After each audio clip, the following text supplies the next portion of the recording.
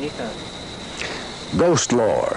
It survived all sorts of cultures, thrives in any kind of language. I guess it's because people have always wondered about life beyond, whether spirits come back to haunt us after death.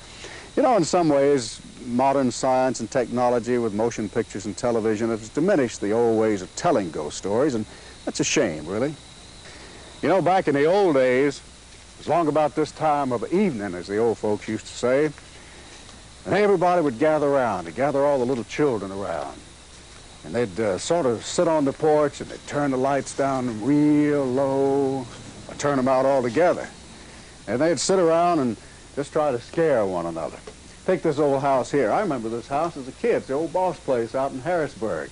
I bet it has a lot of stories to tell. You know, the stories really were about a heinous crime or something real awful, some tragedy that happened. Of course, that added the mystery.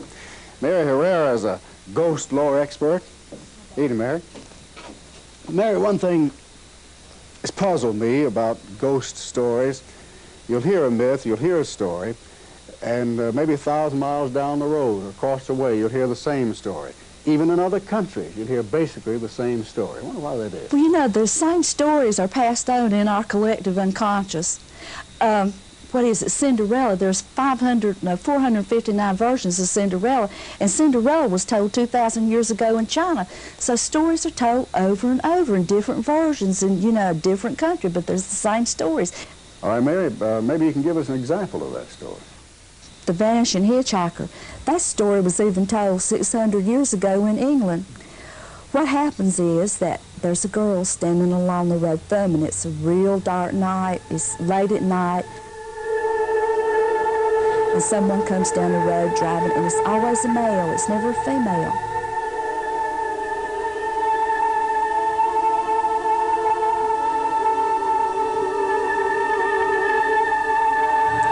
And this boy stops and picks her up. She has on a long dress, and she looks real pitiful.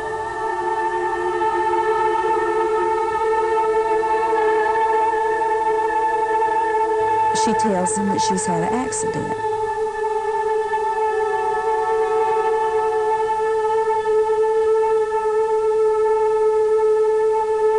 He offers to take her to the hospital, but she says, no, just take me home. And then she doesn't talk anymore.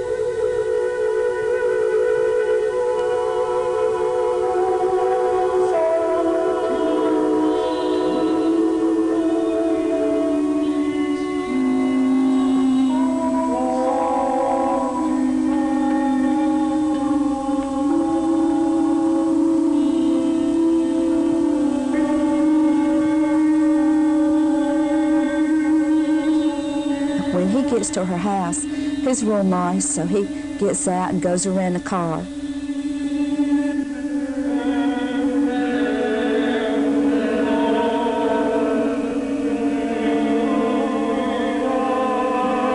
And opens the door to let her out, and she's vanished. She's just gone. He goes to the door to tell her parents what in the world's going on. And her mother comes to the door, and it's always the mother. And the mother says, 10 years before that, this girl had been the homecoming queen. And so after the homecoming ceremonies was over, her boyfriend was driving her home, and he runs off the road. He lives, but she's killed. And he never can understand why he ran off the road. He never, ever knows. There were no cars coming. There was nothing in the road. He was a safe driver. It was some sort of evil. So after that, this is when she appears. And time again, people all over can see this girl. There's different versions of it.